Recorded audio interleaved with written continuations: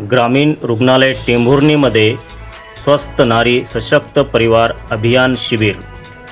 Zee news 24 तासमध्ये आपले स्वागत आहे।